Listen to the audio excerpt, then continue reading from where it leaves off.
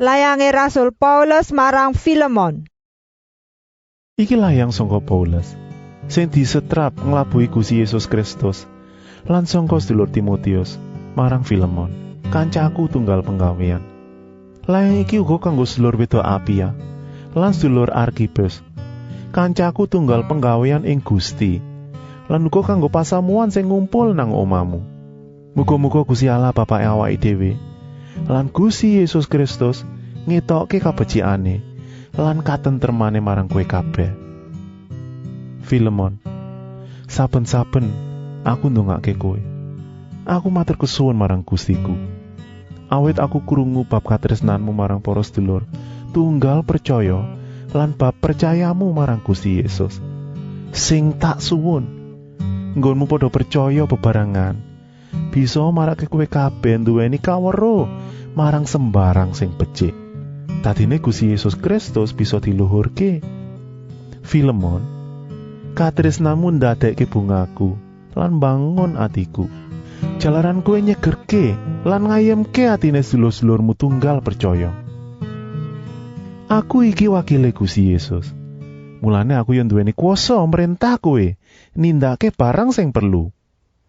Nanging aku ora merintah, aku luwung nembung marang kowe. Awit aku tresno marang kowe. Kowe ngerti dhewe, aku iki wis tuwa.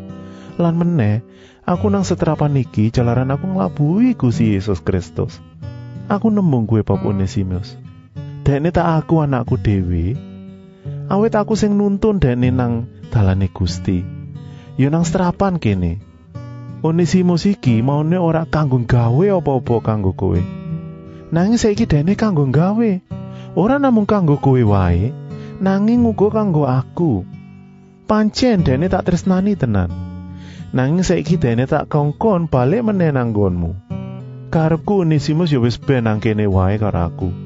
Dadine bisa dadi wakilmu, ngrewangi aku suwene aku nang serapan kene.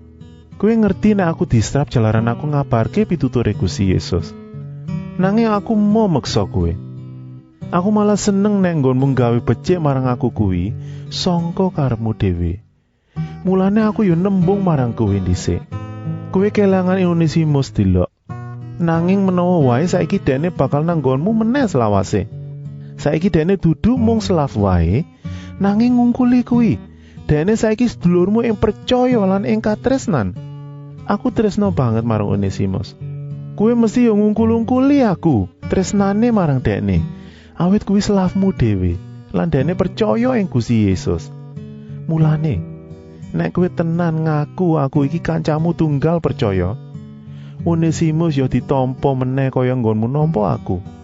Nek dekne duwe salah, apa duwe utang karo kowe, aku sing tanggung. Aku dhewe sing nulis layang iki. Aku sako mbayar.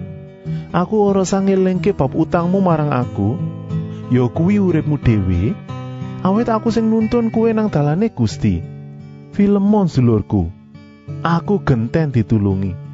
Awake dhewe tunggal percaya ing Gusti Yesus Kristus. Aku mbok dibangun.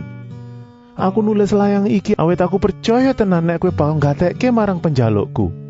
Aku ngerti nek kowe bakal nampa Onesimus lan bakal gemati marang dekne. Kejaba sangka kuwi, aku percaya nek sangka pandongamu, aku bakal ditokke sangka setrapan kene. Dadine ora suwi meneh aku bakal kepethuk karo kowe. Mulane aku nyuwun, aku mulai dicaweske kamar. Sedulur Epapras kirim selamat marang kowe. Dene disetrap bareng karo aku jalanan nglabuhi Gusti Yesus Kristus. Kanca-kancaku sing nyambut gawe karo aku, kaya Markus, Aristarkus, Demas, lan Lukas uga padha kirim selamat. Cukup semene layangku iki. Muga-muga Gusti Yesus Kristus ngetokke kabecikane marang kowe kabeh.